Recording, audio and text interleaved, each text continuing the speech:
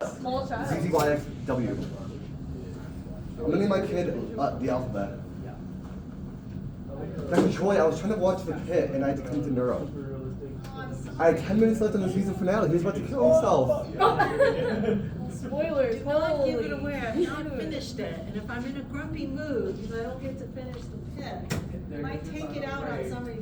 Take it on me. I can take it, don't worry. Okay. The ending was the best part. Yes. Of the episode. Oh, hey, Felix.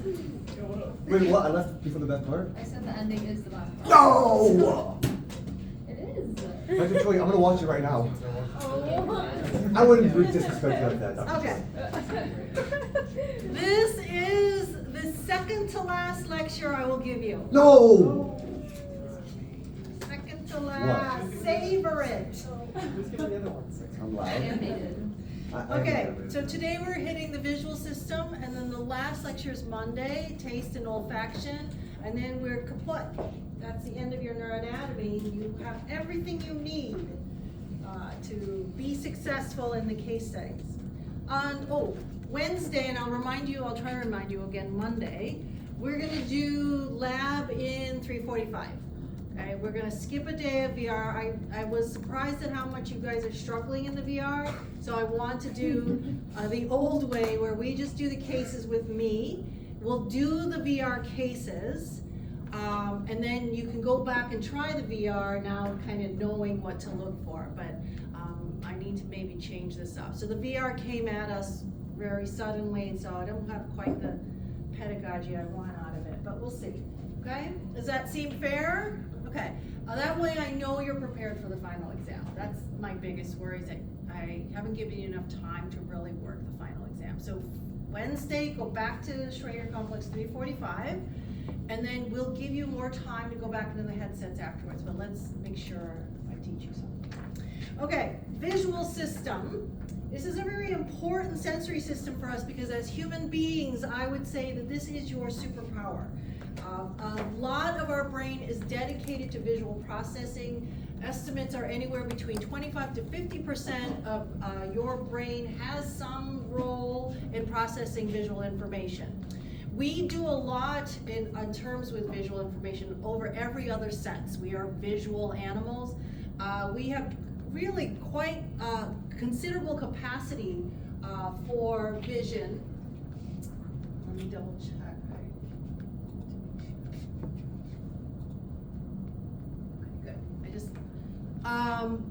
In that we see in color, we see in 3 dimension, and we see motion, and we can see 3 dimension in color and emotion simultaneously, so that's not always available to a species. We gauge a lot of our social structure on vision, right? We identify friend and foe, family, kin groupings based on vision. We don't sniff them, we don't listen for voices, we don't tactilely kind of orient, we use vision. So we have to have a really high degree of visual processing. So if we had more time, I'd go into how we do something as simple as identifying faces.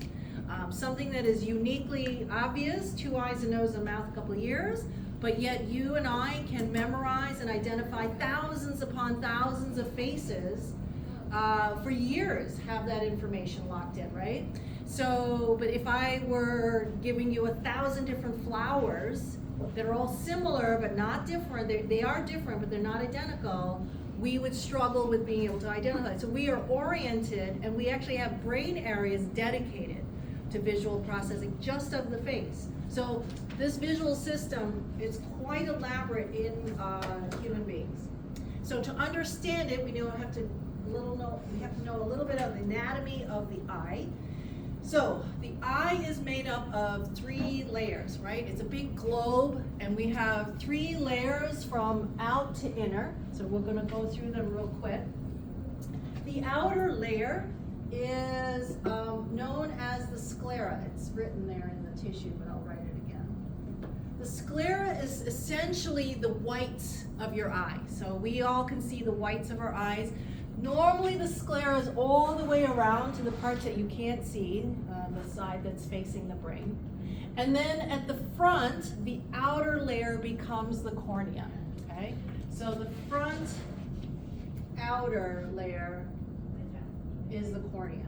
Otherwise, they're contiguous, right? The cornea then becomes the sclera, come back around, and the sclera becomes the cornea. So that's our first outer layer. It's the whites of our eyes made up of collagenous tissue, so really just a big lumpy piece of collagen. And then in the middle of the three layers is the uvea. Okay, so that would put that in there. UVEA. Okay. Now the uvea in the back is called the choroid.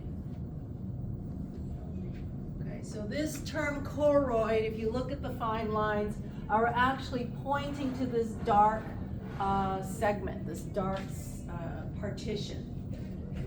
The choroid contains all the blood vessels that's feeding the cells in that area, as well as the choroid pigment, or the choroidal pigment. Okay, so that choroidal pigment gives this layer a very dark color, and that's really important for controlling scattering of photons, scattering of light. Otherwise, we would be very blinded by how light enters the eye and starts bouncing around and giving us glare and giving us kind of these shiny flares. So the choroid epithelium kind of absorbs all of that. Okay.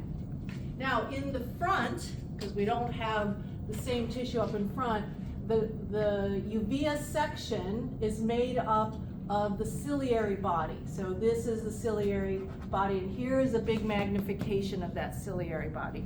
The ciliary body is made up of ciliary muscle, ciliary epithelium, and the stroma, or the iris, the stroma of the iris, okay? So those three things make up the ciliary body. Okay, so choroid epithelium, and in the front, so this is the middle front. Okay. Now the innermost layer is the remaining section here, and it is the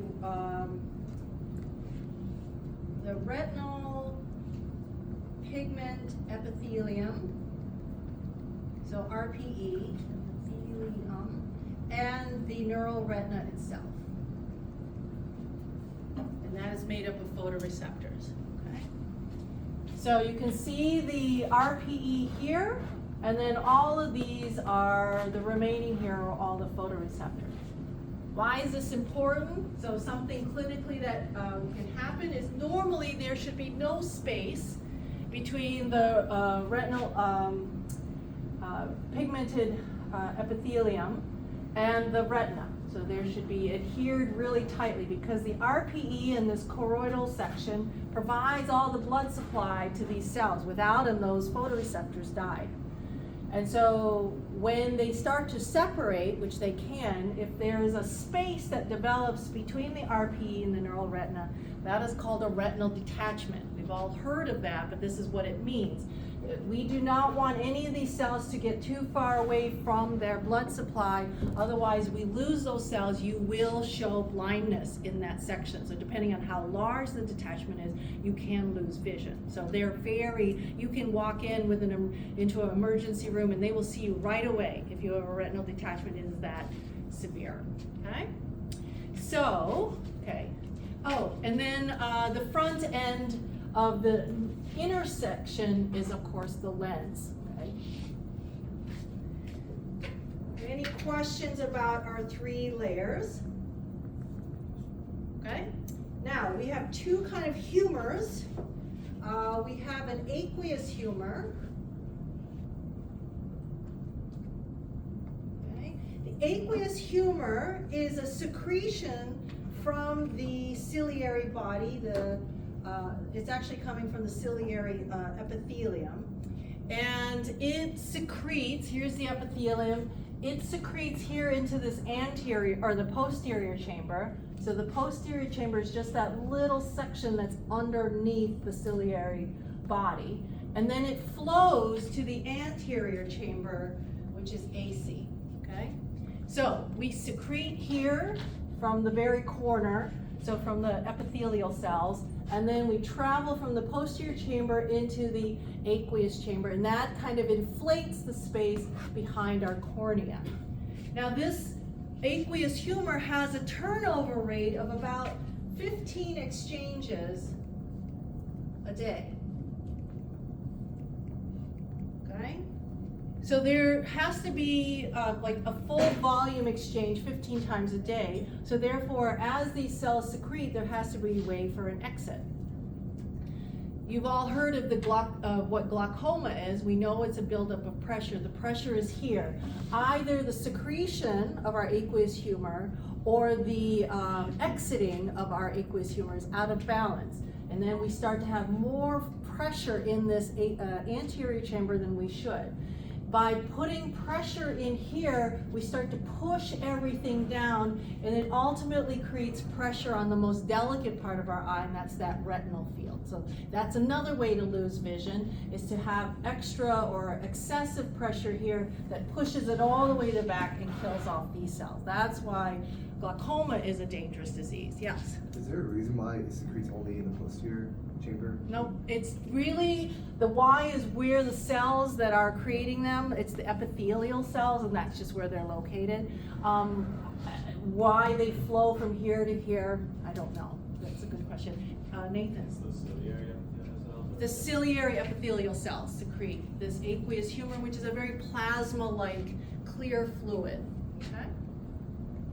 Okay.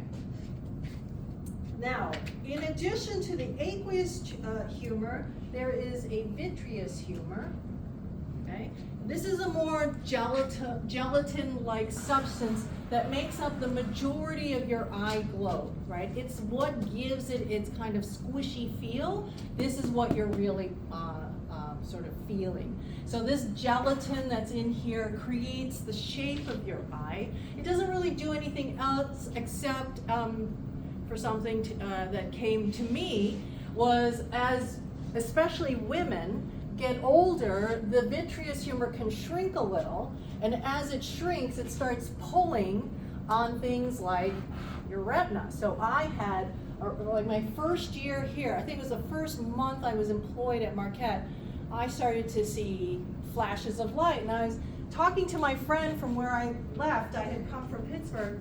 I said, you know, and she was an optometrist. I said, you know, I have these weird things, and she's like, get yourself to the ER. Like, she knew right away that my retina was detaching. So by 2 o'clock that morning, I had them laser it back on. That was a wonderful experience for my first 3 weeks of being here in Milwaukee, having to find a hospital that I didn't know, et cetera, et cetera. But apparently the vitreous humor can shrink and pull away from the edges all the parts, and then that lifted my retina away from the RPE. Okay, so these are how you can sort of impact your visual system. Glaucoma, retinal detachment, this is where the pathology can arise. Any questions on the anatomy? Okay? Yes, JP. Where does the aqueous humor exit out of again? The aqueous humor, I think it just gets reabsorbed back into the, some cells in the ciliary body, because there really isn't anything else in terms of a cluster of cells that have the opportunity. I don't think there's a duct, but I think the cells just reabsorb it. But that's a good question. Okay? Yes? So is glaucoma just kind of like the hydrocephalus of the eye? It kind of is, but there are a lot of different diseases. Either you make too much or you can't reabsorb enough. So they'll be different for the cause of the pressure buildup. So it's not always one or the other. It can be either, okay? The last thing I want to talk about is the iris itself. So we've talked about the ciliary muscle with cranial nerve 3. So that's where it is. And then we have this big iris. Now the iris is sort of the colored region of your eye. So if you're blue-eyed individual, you have very little pigment. That is the more default color.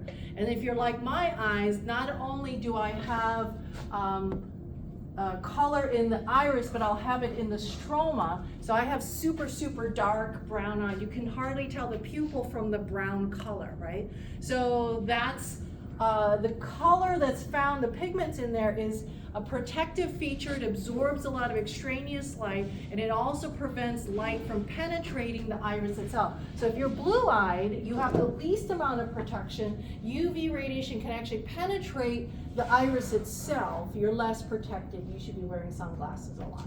Okay, so whereas my eyes, I have kind of a natural feature that can kind of deflect some of that energy. Now, inside the ciliary muscle, we have two kinds of muscles. We have ciliary sphincters, which are kind of circular muscles, and then we have ciliary dilators, which look like spokes on a wheel.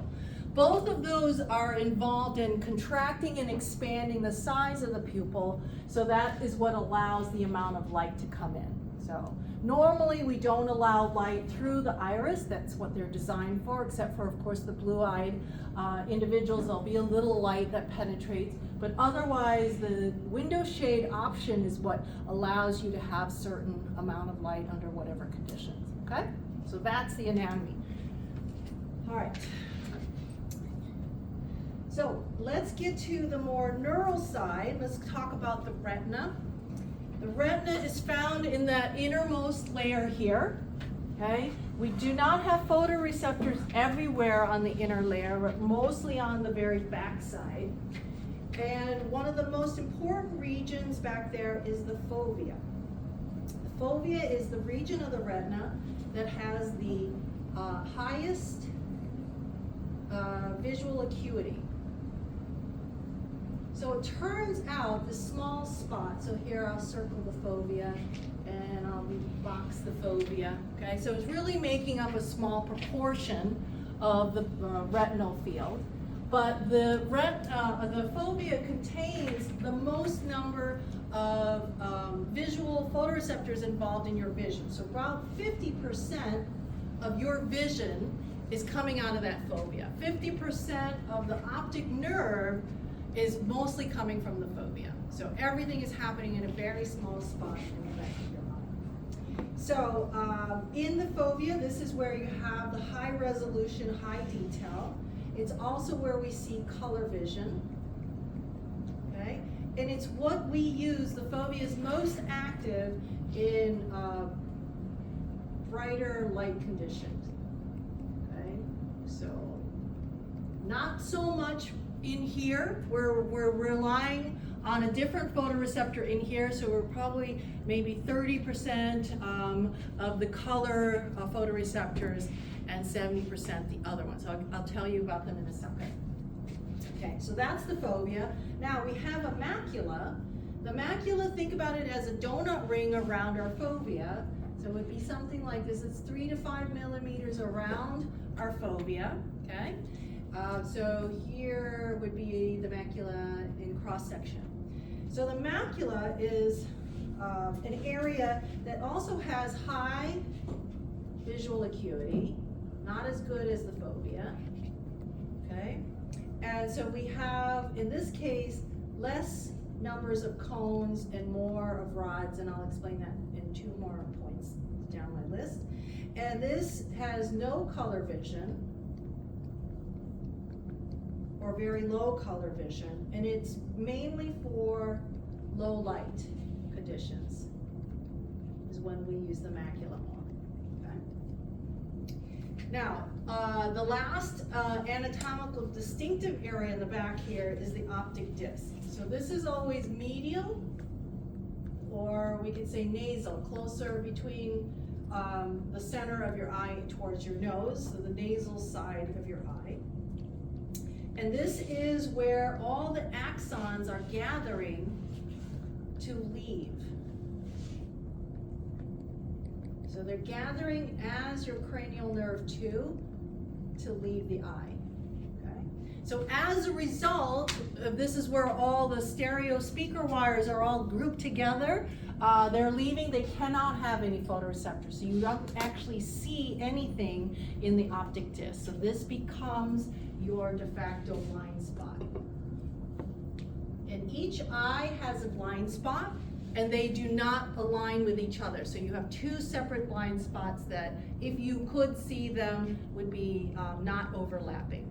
But why do we not see our blind spot? Does anyone know? Felix? Our eyes are constantly moving. No, it's possible. We would see, then you would see a saccadic pattern of our blind spot. So that doesn't happen. My brain just makes something up. Your brain just makes something up. That is absolutely correct. Your brain fills it in. I used to bring a little test paper with two little spots that we could position it just in the right spot and it would disappear. And so that would, you would have an image that would fall on your blind spot and it would disappear on you. So, for another day. Okay. Anything else I want to say about the optic disc? No? So here on my diagram, you can see the optic disc. So we know that it's medial or nasal to our fovea, so that means this is an image of somebody's right eye. Okay. The last thing is to talk about the photoreceptors themselves. We have two kinds of photoreceptors. I have already mentioned them. We have rods and cones. Now rods is our most abundant. They outnumber the cones 20 to 1, okay? But they have relatively poor spatial and temporal resolution. Okay? So they're not the best with the details and do not detect color. But what rods are useful for is that they are active in low light conditions. Okay, so when you are seeing at night, in the dark, you do not see color.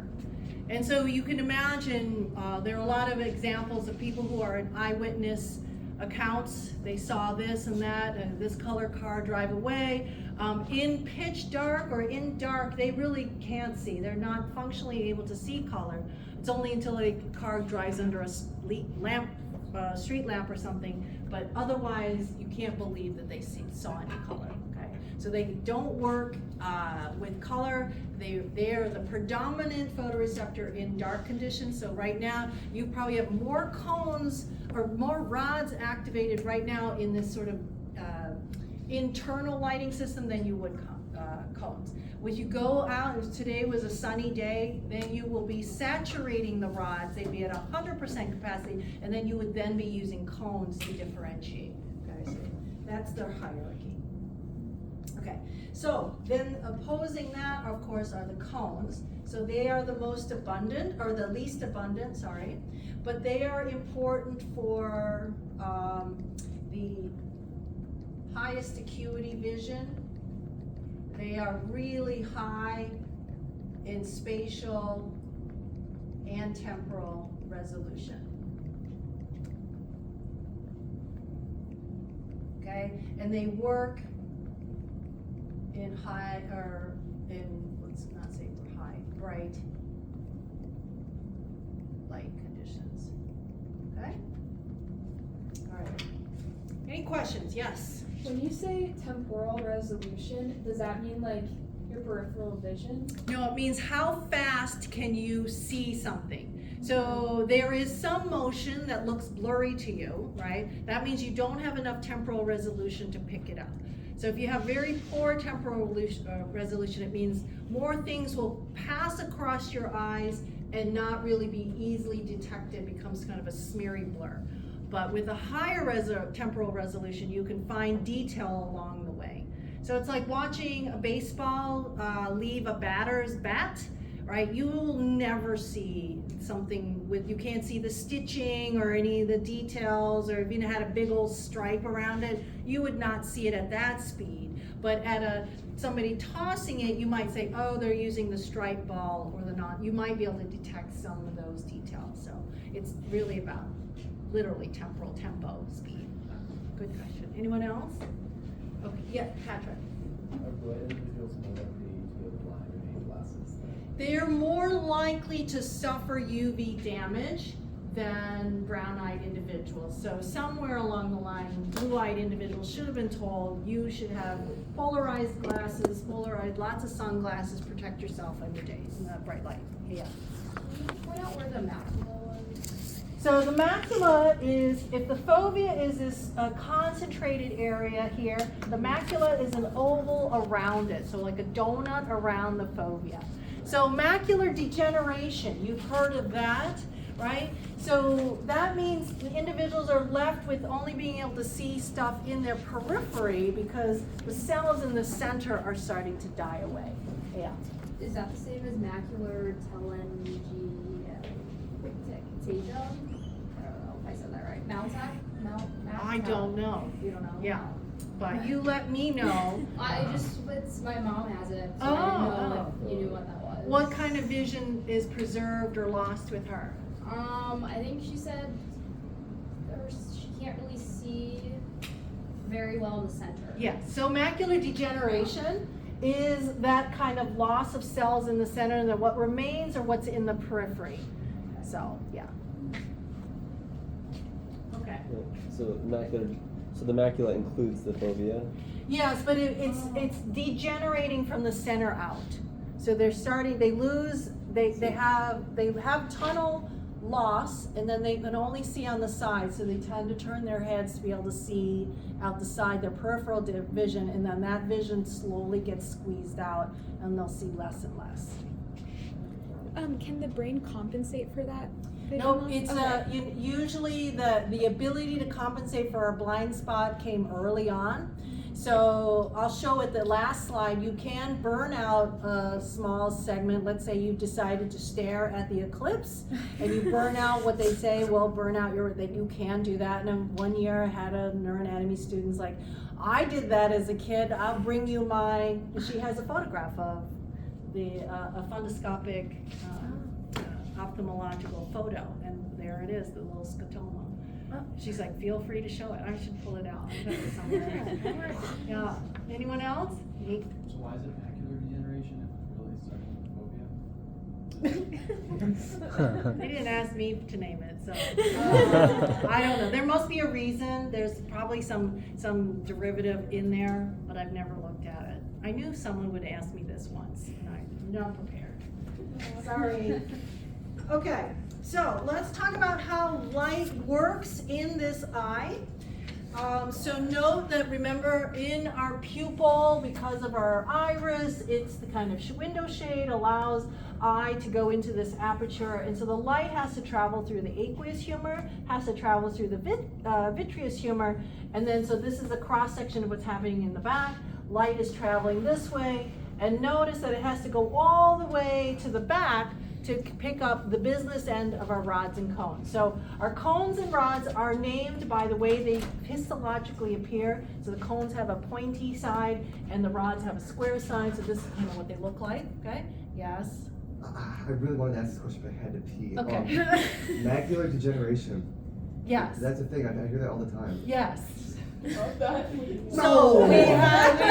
So I think you can fill him in. I can. Okay, good. Okay, so we're gonna just keep going. Sorry, Owen, you missed all the. It's like I heard you guys. I know. I So, followed. in this case, so light is penetrating, it's actually going through layers and layers of cells before the photons can activate the very business end of our photoreceptor. So here's this green arrow showing the direction of the light, but the signal going to our brain is actually going in the opposite direction. So let's look at that. So in the retinal field, so we're gonna have to make sure we're very clear in our language. There's the visual field, that's way out there. There's the retinal field, okay? That is the arrangement of photoreceptors in the back of my eye. So make sure when you read a test question, am I saying retinal field or visual field? Okay, because they'd be opposite. In our retinal field, we have both these rods and cones. And then the rods and cones make synapses on bipolar, so I'll do rods and cones, and they make synapses on bipolar cells and horizontal cells. Okay. Now, the bipolar cells are really just the next relay to the next cell. But horizontal cells, they spread laterally, okay, to create modulation of the bipolar cell. So they can be inhibitory, excitatory. Let me see, I'm gonna show. Can they be both, or they're just one? They are inhibitory. So they act, provide inhibitory influence to sort of change which cells are going to fire. So if we were a neuroscience class, we would know that photoreceptors come in all kinds of varieties. They could be center off, center on, center surrounds, where they have an arrangement. When they get activated, the center might turn on and they deliberately inhibit around to give you that resolution. That allows your retinal field to talk to your brain and give you edges, shapes, whether an area is going to be diffusely on or it's got an actual demarcation of activation, non-activation. And that's how we see the world, okay? So our receptors, photoreceptors, our first contact is with bipolar cells B or horizontal cells H. And then they, in turn, talk to ganglion cells and amacrine cells. Okay? Now ganglion cells become our optic nerve. Whereas amacrine cells do the same thing, they tend to have a more horizontal structure to then lend another layer of modulation, okay? So our ganglion cells here are in G. Our amacrine cells, you can see here, a single amacrine cell can tie together the activity of a number of ganglion cells, starting to develop that resolution, that amplification or inhibition that's needed to give you resolution and acuity, okay? Then the ganglion cells leave to become the optic nerve. So that I know has been a test question in the past. Which cell type is found inside the optic nerve? It is not a bipolar, it is not a photoreceptor, it is a ganglion cell. I gave you a bonus in case I use that question again. Okay, any questions on that structure? The cell, yep, Nathan. When you're like arrows that go left and right, horizontal and vertical. Because they spread the signal across multiple bipolar cells. So here's a horizontal cell that will then link together rods and cones and sort of creating a summation or an inhibition in a kind of grouped effect. Amacrines are doing the same here. They're grouping and tying together multiple ganglion cells so that they are firing more together or not together. So are the amacrine excitatory? I don't have either, so why we just say that they'll link together? Got it. Great. All right, anyone else? Yes. Do rods and cones go to both bipolar and horizontal, or respectively? Yes. So remember, we said the fovea has the highest concentration of cones. If you look, and they didn't pick great colors, but if you look here, these cells are all the pointy photoreceptors, and then on either side is the more rod square shape. So as we move from the center of the fovea out towards the macula, cone concentration starts to decrease. At the same time, rod concentrations start to increase. So there is a kind of a gradual. So somewhere in here, you'll have 50-50, and then more rods, et cetera, et cetera. Yeah. Okay. Next is the retinogeniculocortical pathway. Sometimes retinogeniculo striate pathway, they're all the same thing. So it is retina to lateral geniculate nucleus to the cortex. Aya. Wait, you said retinal field versus visual field? Yeah. Is there visual field just what you're... Give me 2 slides, and if you still don't understand, I'll be happy, but I am getting to that. Okay. So, because our eyes are salad bowl shaped, they're concave, they do not see the world directly in the same position, right? So if any of you are like old-fashioned photography buffs, you'll notice the little brownie camera in the back in the day, when you'd look into the lens, everything would be upside down and reversed. And so the human operating that would have to kind of mentally undo that to determine if they like the way the picture was oriented. Now we don't do that, the cameras do it for us. And so here is the example. Because of our inside of our sphere, appearance of our retina, whatever is in the superior visual field, so the ceiling tiles and the projector are falling on the inferior part of my retinal field. Okay? So not only are they reversed, so the floor is represented in my superior retinal field because it is in the inferior visual field. And then anything is in my right is falling to the left of the left side of my globe, and everything on the left to my right. So not only are they reversed, but they're also inverted, okay?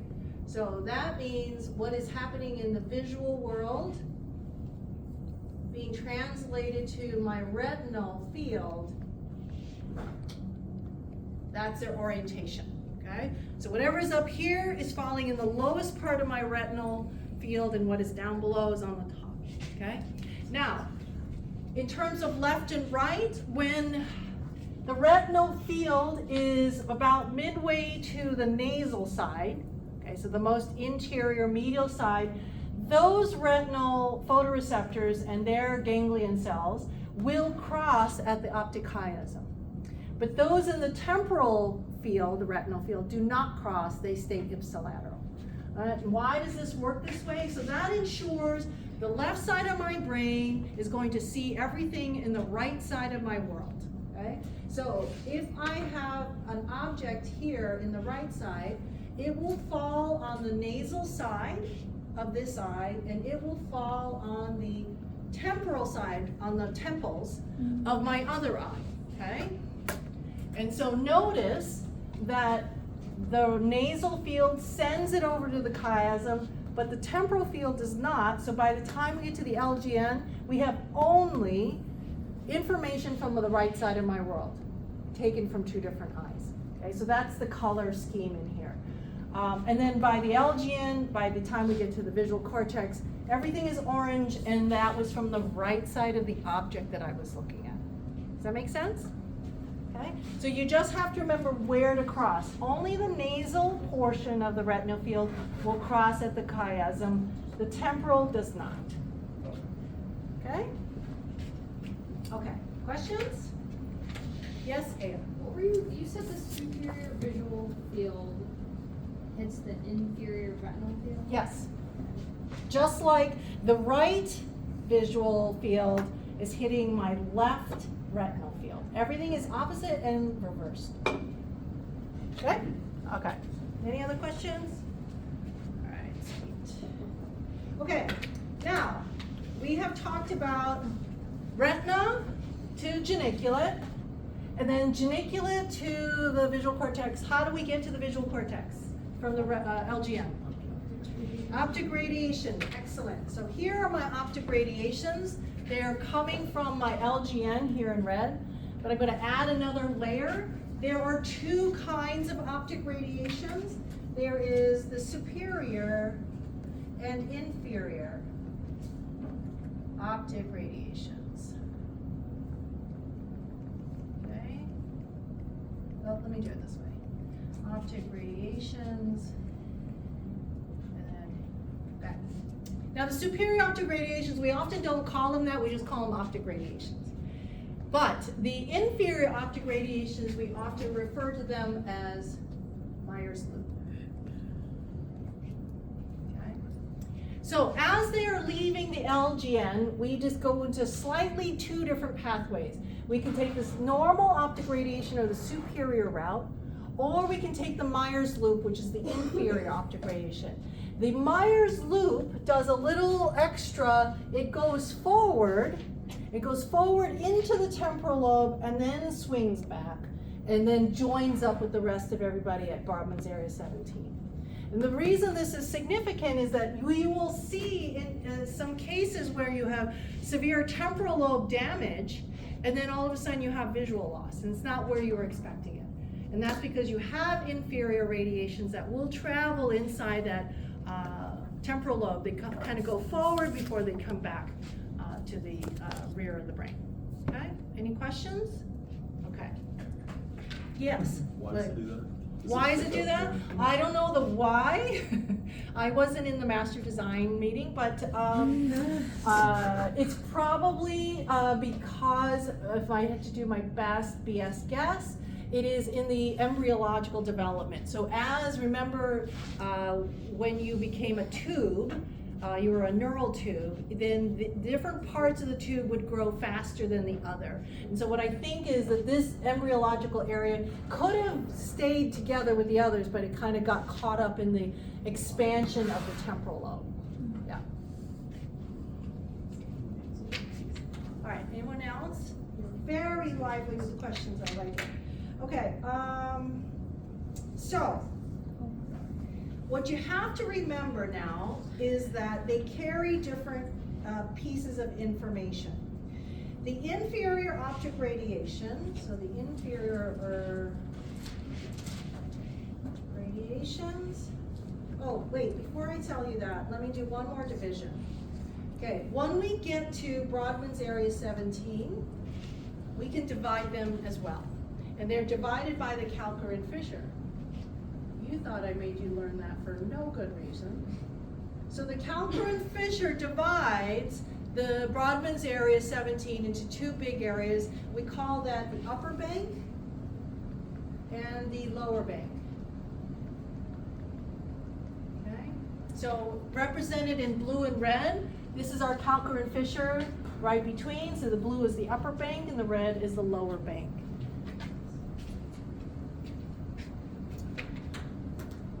So let me just run the series and then we'll talk about it. So for example, the superior visual field gets projected on the inferior retinal field. The inferior retinal field is carried by the Myers loop. So the inferior optic radiation, or Myers loop. Okay? Now, anything that's using Myers loop or the inferior optic radiation heads to the lower bank. Okay? So the opposite is true for the inverse. Okay? Inferior visual field goes to the superior or the regular optic radiation. That's, the regular retinal field that takes the regular optic radiation, or superior, and it'll end up in the upper bank. Okay. So if I damage the upper bank, what kind of loss will I get? I can't see the floor. Can't see the floor, okay? So that's what you want to be able to, if I damage Myers loop, what will I miss? The sun. Okay, so I will lose superior visual field. Now remember, each side of the brain is only giving, when we divide it like this, only one quadrant, okay? So in this case, if I damage the Myers loop, I will only have 1/4 of my upper visual field that's impacted, because the other one is going through my other Myers loop. Yeah? If you damage the lower bank, it's Lower bank of one hemisphere. Okay? Do people come into like the ER presenting with this? Yes. So these are called quadrantinopias. So that's my next slide. So in case you needed an extra graphic, I'm not lecturing on it, but it basically plots out every quadrant here, and you can then watch it go to the Myers loop, which is this one, etc. This is just for you guys. It makes no sense to No, I me. get it. I do not like to learn this way. Okay, so these are the geniculate-based pathways, but we have always known about the extrageniculate pathways, which means any pathway that skips over the lateral geniculate nucleus. So here's our retinal geniculate cortical pathway, the sort of canonical visual pathway. But we have to remember that we do retina to hypothalamus. Who is really involved in the retina to hypothalamus connection. Who utilizes that in the hypothalamus? The what? No, Anterior concha. no. Nucleus in the hypothalamus. Oh. Optic. Oh. Suprachiasmatic. Oh. Yes, so the suprachiasmatic nucleus, You're so remember, right. is our master biological clock. And so that connection, it doesn't even use your eyes, your conscious eyes. It has its own little private pathway to the hypothalamus to help set your clock, okay? So when you're traveling, try to get as much sunshine in your face as possible. That'll help with jet lag. We also know about the superior colliculus pathway. We know that in that pathway, we stop off to operate cranial nerve 3, okay? But we know that the superior colliculus is really important. It's our big association cortex, so therefore it mixes and merges and mashes a lot of information. And so we have input from other areas of the brain, sensory information,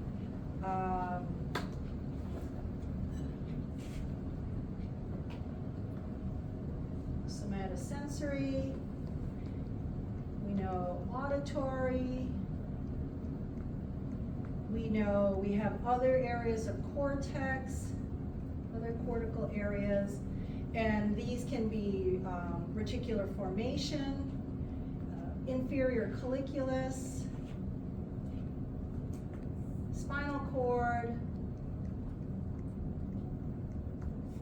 and then we also know the pulvinar. Someone was asking me, Drew was asking me about the pulvinar. It's related, they're functionally connected. And then we know that the visual cortex will talk to the superior colliculus, and then we know the superior colliculus will go back and talk to the LGN. Okay? So we have a lot of interconnectedness inside this visual system. And the superior colliculus is really important for being kind of a gateway to all the rest of the other parts of the brain. Okay?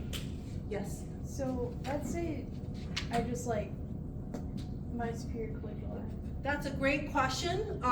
We find that despite this traffic that I just drew out, damage to the superior colliculus does not seem to produce any obvious deficits. Okay? Which is why we're not 100% sure we know what the superior colliculus does, and why I tell you when we talk about the pulvinar and it's kind of similar situation, we don't really know what it does. You damage it, we don't get some obvious effect. We are attributing these sort of attributes based on the anatomy, the way they're connected. We do know that. We can trace till the dogs come home, but we don't really know functionally how they're kind of impacted by those connections. I always try to get like morning sunlight viewing for like, you know, to set the circadian rhythm. Is that like, that's the right thing. Like, I'm not going, yeah. Nope, that is a place that people have suggested. If you looked at my work and its relationship to circadian rhythms, I would say you also need to eat the meals at the time you're trying to acclimate to, because feeding and eating meals also trains, so I can train circadian rhythms away from light and make it follow feeding patterns, and that was the work I've done many years ago.